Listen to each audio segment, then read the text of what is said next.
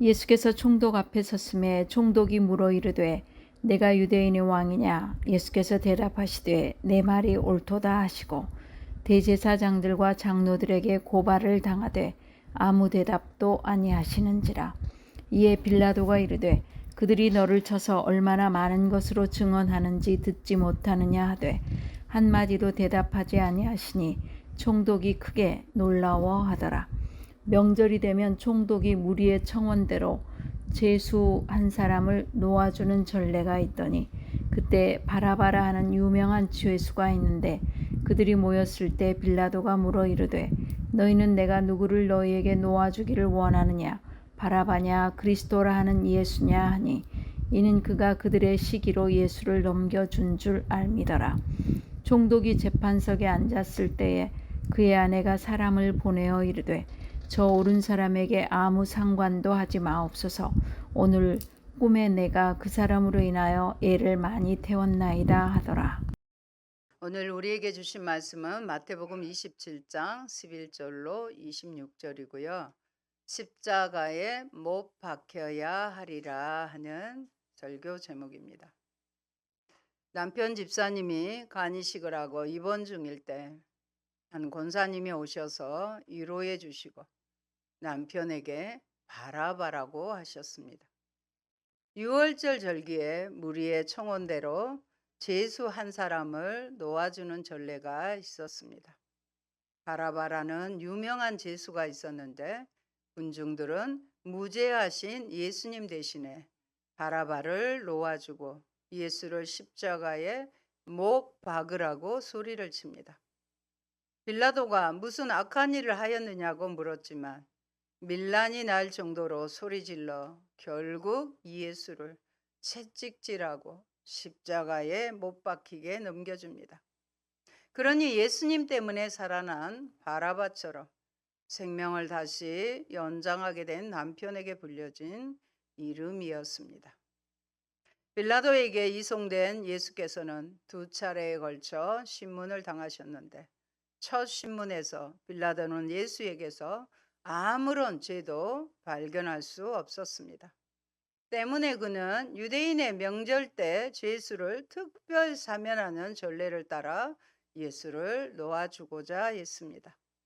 그러나 유대 종교 지도자들에 의해 선동된 군중들이 일으킬지도 모르는 폭동을 우려하여 예수님을 십자가에 못 박도록 내어주고 만 것입니다. 한편 본문에 나타난 유대 군중들의 돌변한 모습은 예수님의 예루살렘 입성을 열렬히 환호하던 모습과는 지극히 대조적인 모습으로 변절하기 쉬운 연약한 인간의 내면을 여실히 드러내준다 하겠습니다. 빌라도는 자신의 무죄 주장에도 불구하고 예수를 죽인 책임자로 규정되어 2000여 년 동안 그리스도인의 저주의 대상이 되고 있으며 앞으로 그리스도께서 재림하실 때까지 그 저주는 끊이지 않을 것입니다. 그럼 이제 우리에게 주시는 구체적인 교훈들을 살펴보겠습니다. 첫째, 총독의 추궁과 예수님의 침묵입니다. 사내들이는 밤새 예수를 신문했습니다. 소위 날치기 수법으로 예수에게 사형을 구형했습니다. 제목은 신성 모독죄입니다. 다른 많은 증인들을 내세웠지만 성공하지 못하자 두 증인을 세워 성전에 관한 고소를 하였습니다. 하지만 그것도 증인들 사이에 말이 맞지 않아 실패로 돌아갔고 재판을 해야 할 대제사장이 직접 나서서 고소를 하여 예수가 사형에 해당한다고 주장했습니다. 원래 이런 중형을 선고한 경우는 하루가 지난 다음 날 대제사장과 같은 유력한 자들의 영향력이 배제된 상태에서 공회의 다른 원로에 의해 최종 심의를 받아야 합니다. 하지만 이들은 아예 예수를 총독 빌라도에게 넘겨줍니다.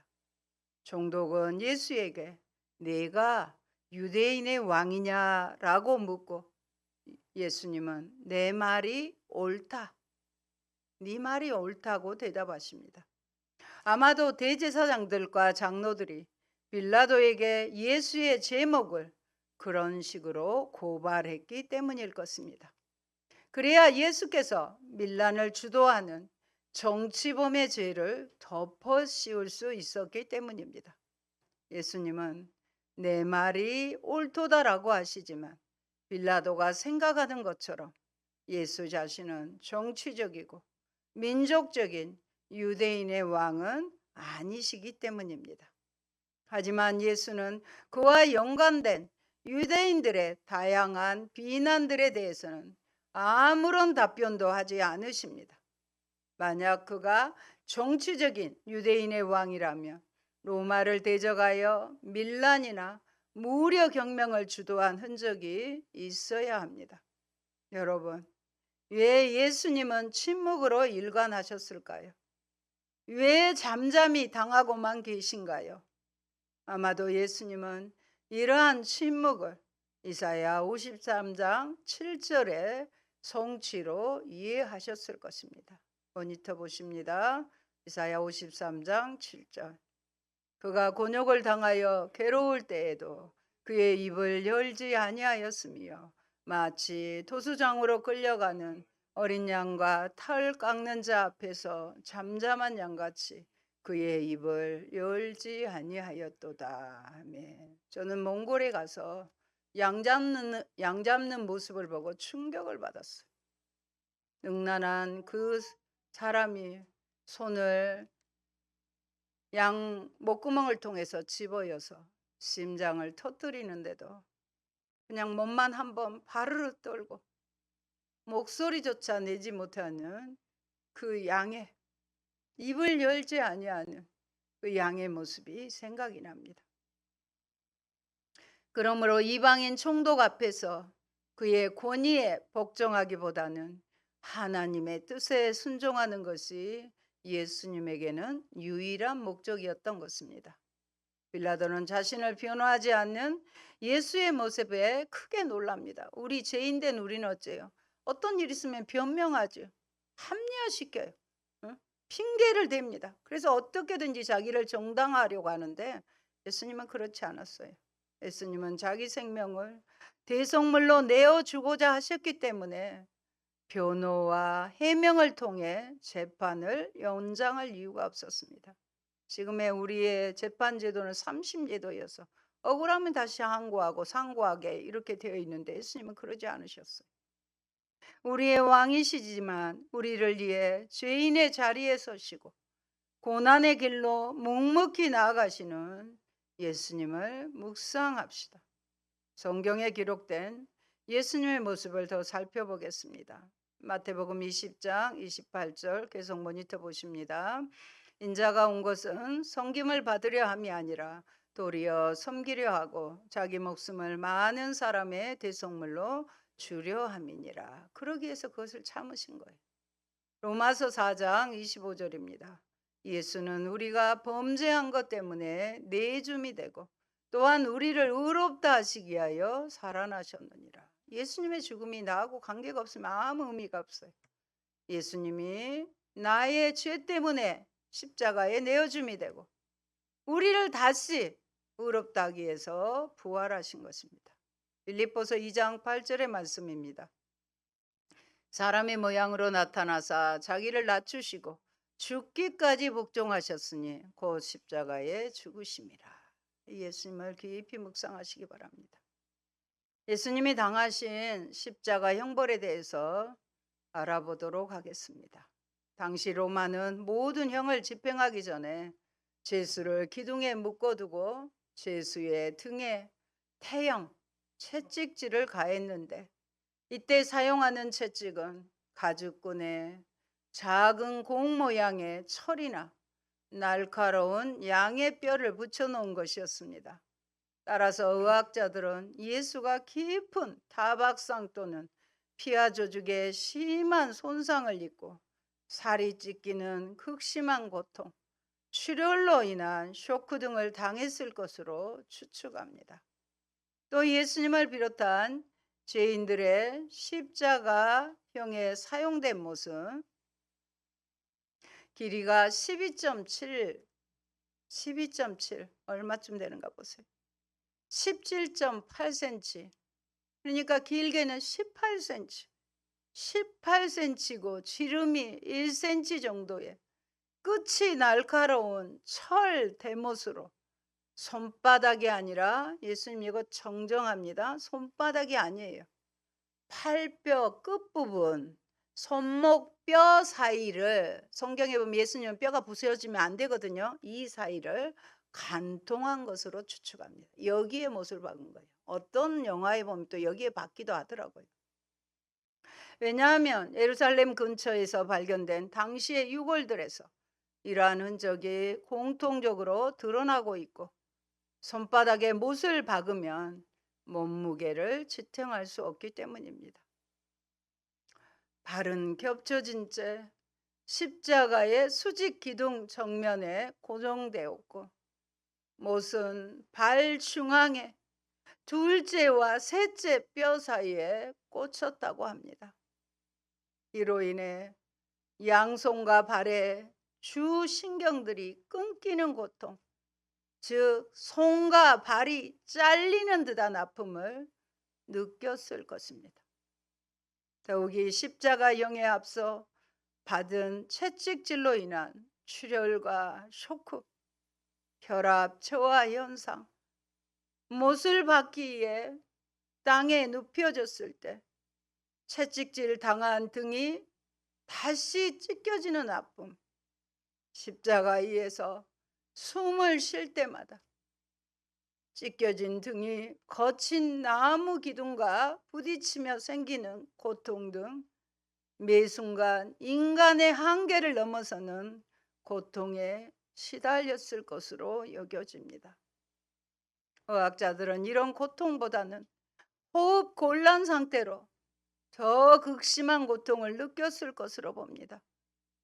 못에 박혀 쭉 뻗은 팔과 어깨를 끌어내리는, 몸무게 때문에 끌어내리는 몸무게는 숨을 들이쉬기보다는 내쉬기를 훨씬 어렵게 만들고, 이로 인해 체내의 이산화탄소 과잉, 근육 경련 현상 등이 한층 더 호흡을 방해했다는 것입니다. 그래서 숨을 제대로 쉬기 위하여 발을 밀어 올리고 팔꿈치를 구부리면서 어깨도 함께 들어 몸을 위로 끌어올려야 했습니다. 그러나 이러한 동작은 못 박힌 발의 몸무게 전체를 싣게 되므로 심한 고통을 주게 됩니다.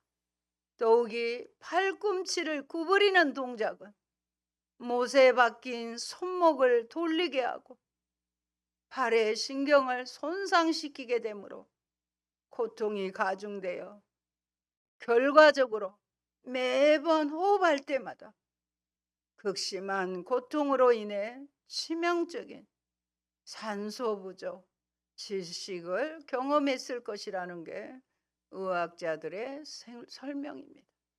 주님은 그냥 십자가형에서 고통당했다, 6시간 물과 피를 쏟으셨다, 이 정도가 아니에요. 이 부분을 제가 작성하면서 너무 마음이 아팠어요. 제일 힘든 거, 숨쉬기. 살려면 숨을 쉬어야 하잖아요. 그때마다 얼마나 예수님의 못 박힌 부분들에서 힘들으셨는가. 우리 그 십자가를 그냥 대충 생각하지 마시기 바랍니다.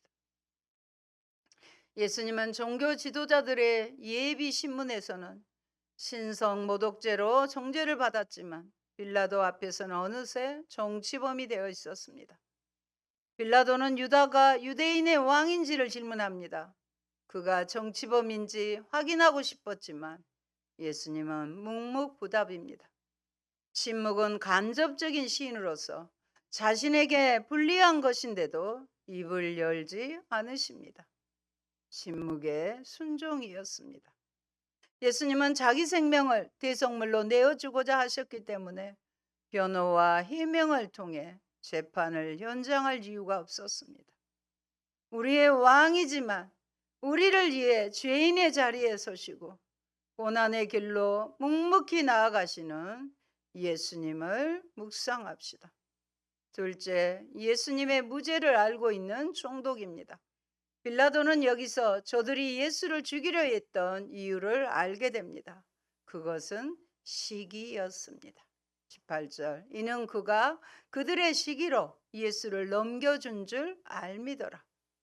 예수는 신성모독죄로 걸린 것이 아니라 유대 지도자들의 시기심에 의해 죽음으로 몰린 것입니다. 저들의 종교 권력은 시기에 의해 지탱되고 있었던 것입니다. 19절은 예수님의 무고함을 다시 한번 증거하는 사건을 기록합니다. 이번에는 빌라도의 아내입니다. 19절 보십니다. 총독이 재판석에 앉았을 때에 그의 아내가 사람을 보내어 이르되 저 오른 사람에게 아무 상관도 하지 마옵소서. 오늘 꿈에 내가 그 사람으로 인하여 예를 많이 태웠나이다 하더라. 그녀는 꿈을 꾸었는데 그 꿈의 내용은 정확히 알려져 있지 않지만 그 의미는 분명히 전달되고 있습니다. 즉 예수는 옳은 사람이라는 것입니다. 이로써 빌라도에게는 예수를 죽여야 할 이유는 점점 더 사라지고 있는 것입니다. 그렇다면 빌라도는 결국 어떤 판결을 내려야 하는가? 하지만 20절은 대제사장들과 장로들이 이스라엘 백성들을 충동질하면서 더욱더 강하게 압박해 오고 있는 모습을 보여줍니다. 빌라도는 이런 압박감에 눌리게 됩니다. 20절입니다. 대제사장들과 장로들이 무리를 권하여 바라바를 달라 하게 하고 예수를 죽이자 하게 하였더니 죄인 바라바를 살게 하시고 의인 그리스도께서 죽음에 넘겨지셨습니다. 다른 사본에서는 바라바를 예수 바라바로 불렀습니다. 이는 예수님과 이름 같은 이름입니다. 결국 예수님은 강도 바라바를 죽음에서 놓이게 하시고 자신이 강도와 같이 되셔서 십자가에 못 박혀 죽으신 것입니다. 강도 바라바 같은 나를 위해 십자가에서 대신 하나님의 저주를 받으시고 죄와 사망에서 나를 구하신 예수님의 은혜를 찬양합시다. 셋째, 하나님의 아들 대신에 바라바의 뜻은 아버지의 아들, 사람의 아들이죠. 바라바를 내어주었습니다. 빌라도는 바라바와 예수 중에 하나를 선택하라고 기회를 줍니다. 빌라도는 예수에게 사형에 해당하는 죄가 없기 때문에 죽일 수는 없었습니다. 죄를 발견하지 못했기 때문입니다. 그러나 자신의 정치적 권력의 안정을 위해서 유대 지도자들과 그들의 선동에 들뜬 군중의 청혼을 들어주기로 합니다. 하지만 아내의 말과 자신이 신문한 내용을 근거로 예수가 죄가 없다고 생각합니다. 그래서 자신의 결백을 입증하기에 물을 가져다가 무리 앞에서 손을 씻고 있습니다. 옳고 그름이나 공의에 근거한 심판이 아니라 밀란이 일어날까 두려워하여 예수를 죽음에 넘겨주고 맙니다.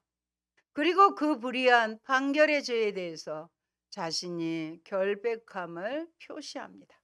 그러자 25절 같이 봅니다.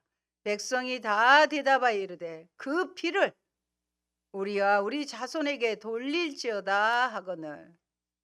백성들은 마치 가룟 유다가 그랬던 것처럼 그 피의 값을 자신들에게 돌리고자 합니다. 그들은 예수를 죽인 책임을 자신과 자손들이 떠맡겠다고 자처하고 나섰습니다. 이는 실로 하나님을 두려워하지 않는 배역한 자들의 모습을 그대로 보여주는 바, 그들은 결국 하나님의 심판을 받아 AD 70년 예루살렘 멸망 당시 110만, 우리 지금 광주 광역시의 인구예요. 110만이라는 엄청난 수가 학살당했을 뿐만 아니라 제2차 세계대전 당시에는 무려 600만이라는 가히 세계사에 전무후무한 수가 학살당해야만 했습니다. 여기서 우리는 진리를 거스려 불의를 행하는 자의 결국이 무엇인지 분명하게 볼 수 있습니다. 하지만 최종적인 판결의 책임은 빌라도에게 있습니다. 나는 무죄하니라는 말로 자신의 잘못을 완화하려 했지만 역사 내내 예수를 죽인 자는 빌라도로 알려졌습니다. 26절입니다. 이에 바라바는 그들에게 놓아주고 예수는 채찍질하고 십자가에 못 박히게 넘겨주니라. 누가요? 빌라도가요. 그는 끝내 예수에게 사형을 언도하고 정치범이나 무력으로 로마에 저항하는 선동을 일으킨 자들에게나 합당한 십자가에 못 박히는 중벌을 내립니다. 하나님의 기뻐하시는 뜻을 추구하지 않고 하나님의 말씀을 듣지 않는다면 우리도 언제든지 내가 살기 위해 주를 배반하고 남을 희생시킨 일에 이용당할 것입니다. 여러분, 진실의 편에 서야 합니다.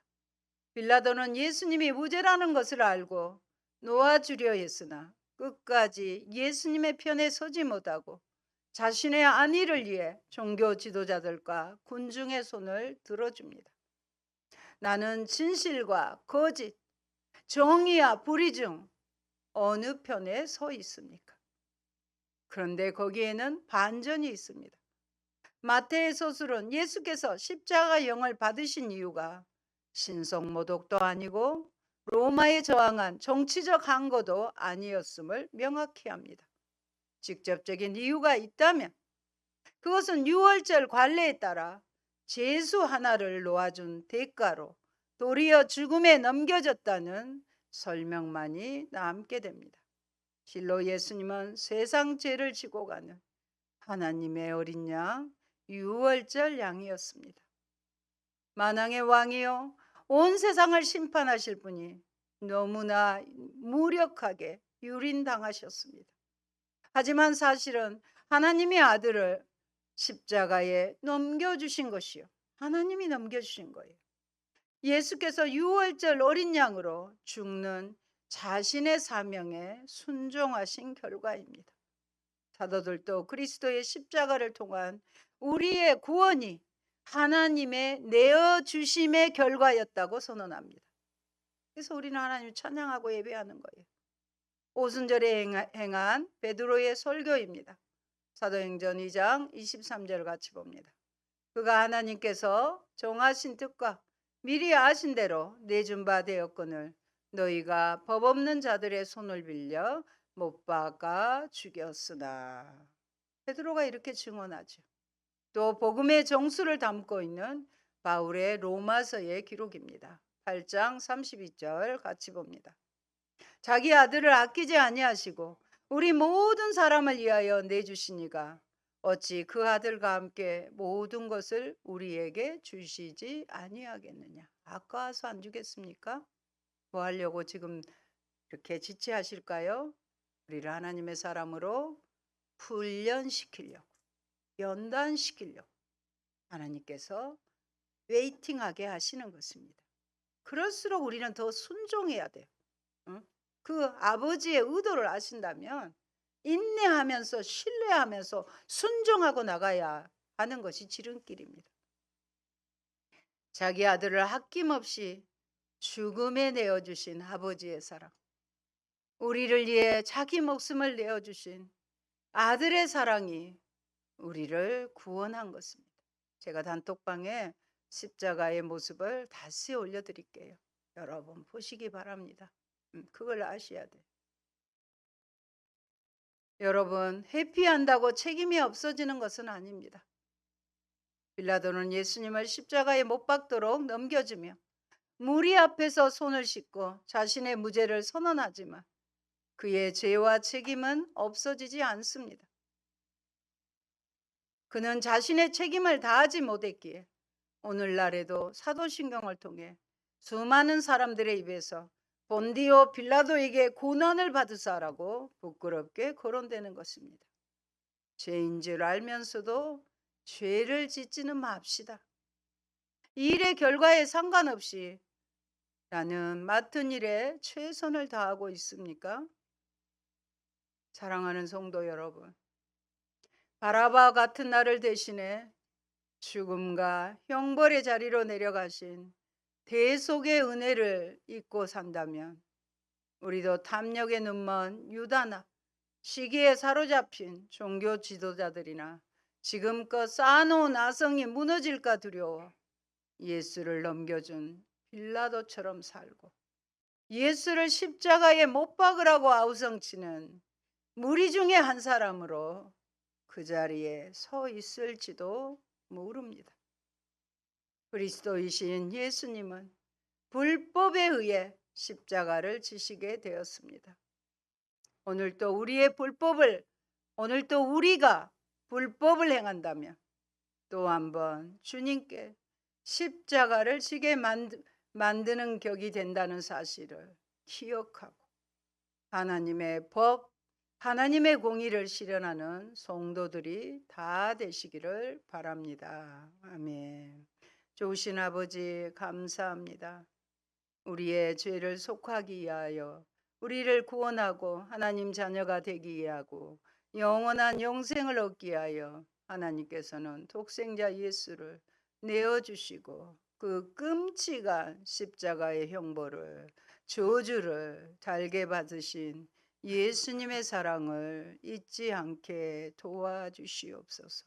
성령님 도와주셔서 우리가 끝까지 그 사랑을 안다면 예수 안에 거하게 하시고 주님의 뜻이 무엇인지를 알아 자발적으로 순종하며 나아가는 우리의 신앙이 되도록 주님 도와주시기를 원합니다. 한번 잘못 결정한 빌라도는 예수님 오실 때까지 계속해서 아버지 고통의 이름이 된 것을 알 수 있습니다. 우리도 하나님이 원하시는 진리편에 설 수 있는 그런 믿음을 우리에게 허락하여 주옵소서. 예수님 이름으로 기도합니다. 아멘.